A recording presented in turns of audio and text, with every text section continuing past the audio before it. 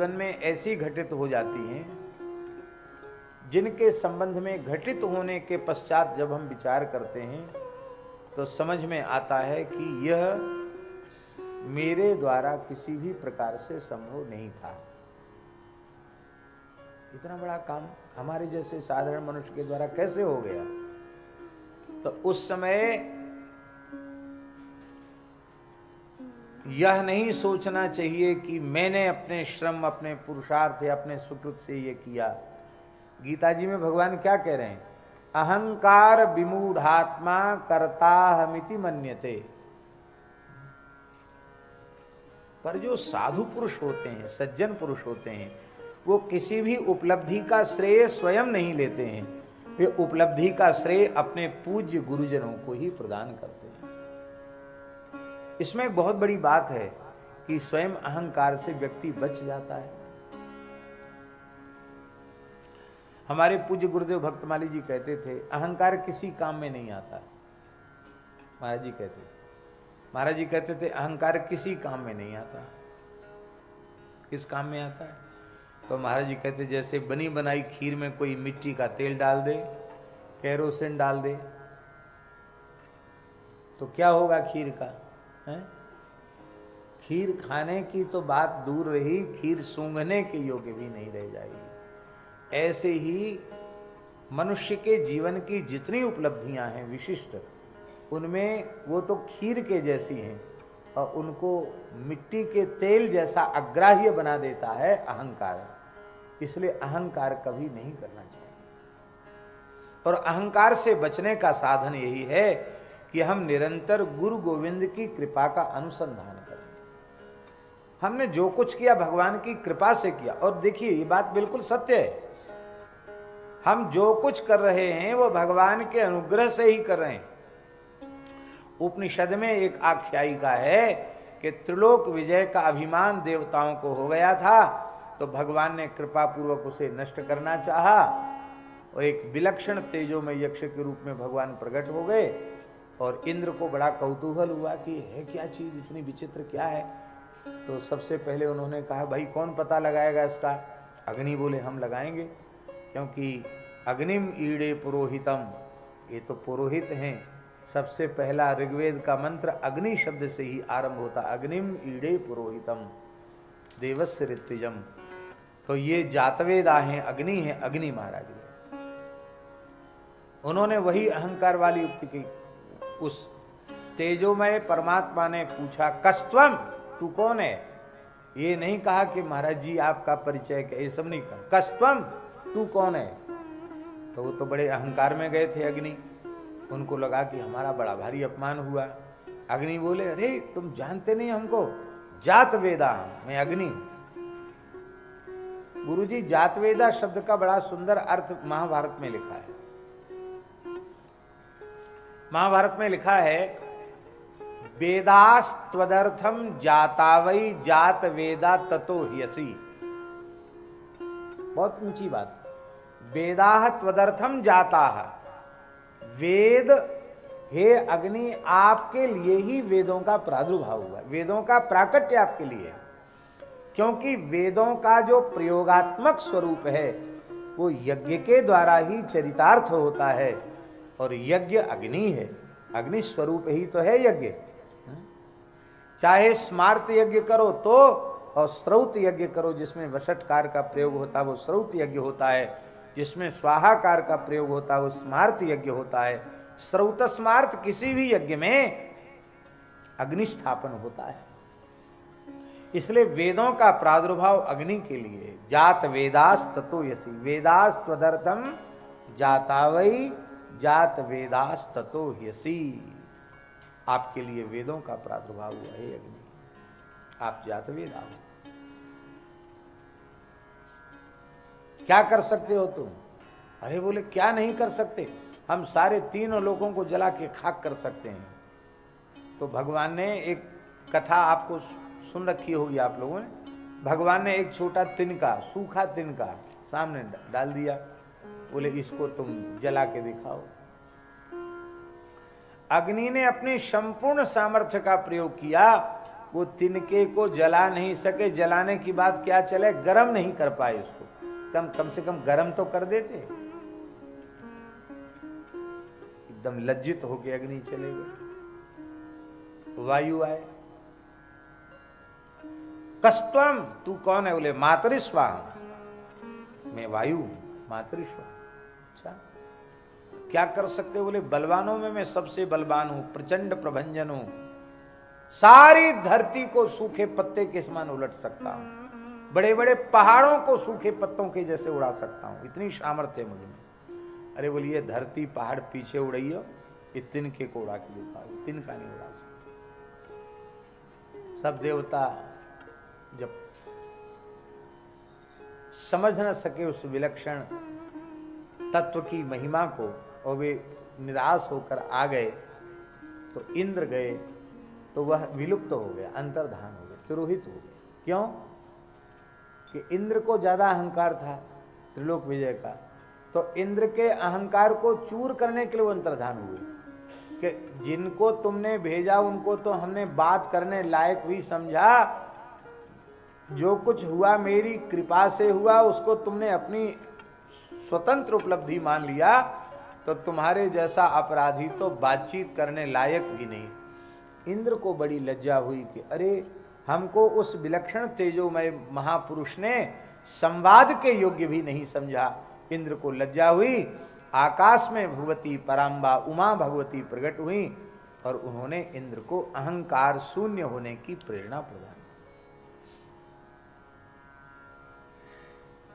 इस कथा के स्मरण कराने का प्रयोजन केवल इतना है कि सूर्य, चंद्र, अग्नि, वायु, वरुण आदि देवता भी बिना भगवत कृपा के कुछ नहीं कर सकते, तो हम तो अत्यंत सामान्य मनुष्य हैं।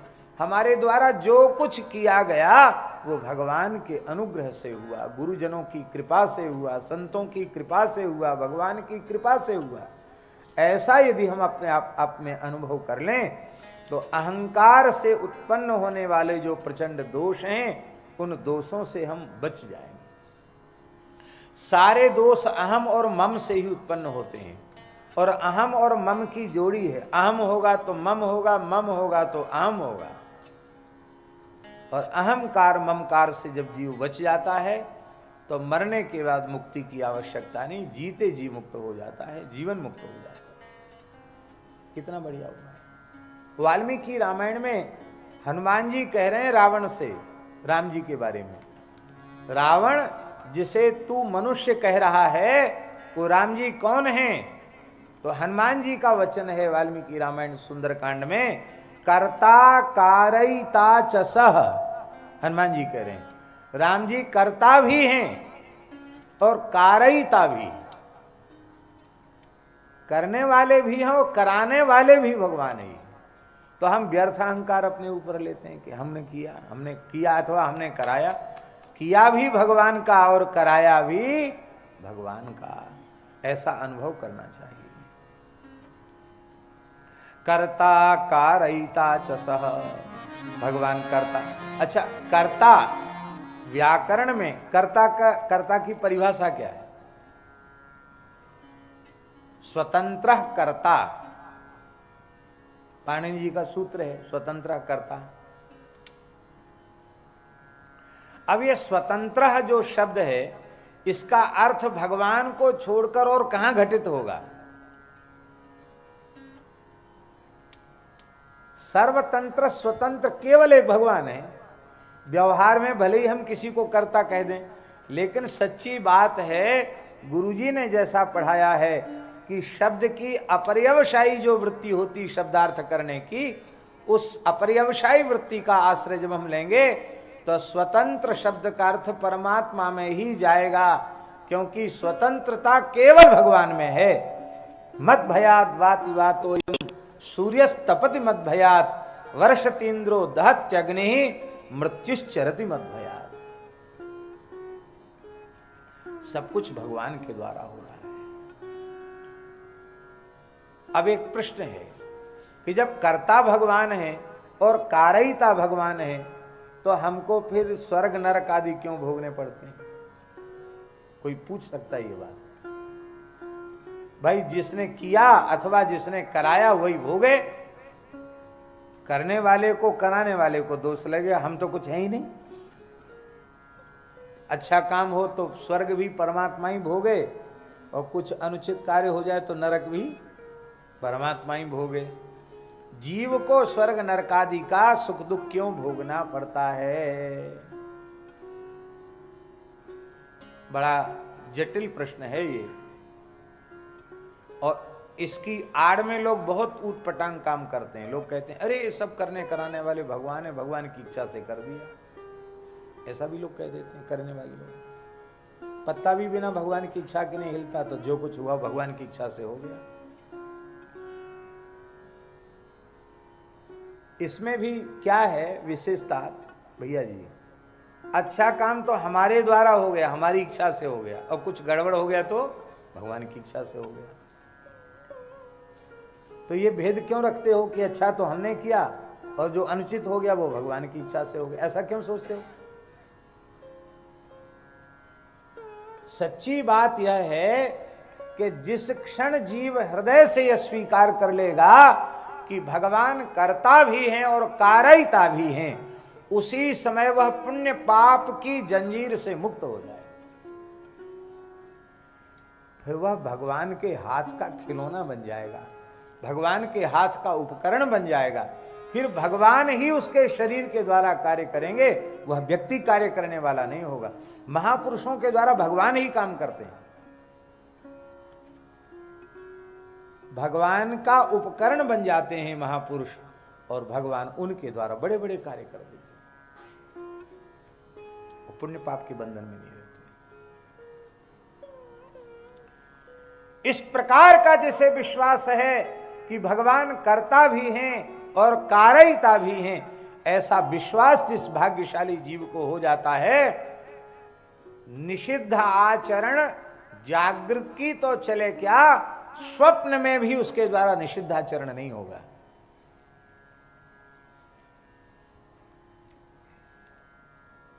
ये पहचान है उसकी।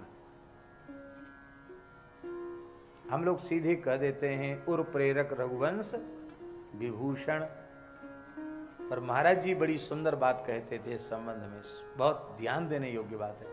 महाराज जी कहते थे कि लोमस जी जैसे जो जीवन मुक्त महात्मा हैं, उनके हृदय में उर प्रेरक रघुवंश विभूषण हैं। अन्यथा पापी के अंतःकरण में निषिद्ध कर्म करने की प्रेरणा उसके पापमय संस्कार ही करते हैं, और पुण्यात्मा के भीतर पुण्य कर्म करने की प्रेरणा उसके पुण्य के संस्कार ही करते हैं। पर जो भगवान के भक्त पूर्ण ज्ञानी हैं, पूर्ण भक्त हैं, जो पुण्य पाप के बंधन से मुक्त हो चुके हैं, ऐसे महात्मा वे जो कुछ करते हैं वो भगवान की प्रेरणा से करते हैं। इसलिए उर प्रेरक रघुवंश विभूषण ये लोमस जी जैसे संतों के लिए है। और ये भी उन्हीं के लिए है। उमा दारू योषित की नाई, सबहि न चावत राम गुसाई। वो भी उन्हीं के लिए है जो भगवान के हाथ की कठपुतली बन गए हैं। भगवान के हाथ की कठपुतली नहीं बने तो तुमको जो तुम करोगे वही तुम्हें भोगना पड़ेगा। कबीरा तेरी झोपड़ी गलकटियन के पास, जो करेगा सो भरेगा, तू क्यों होए उदास। जो करेगा उसको भरना पड़ेगा।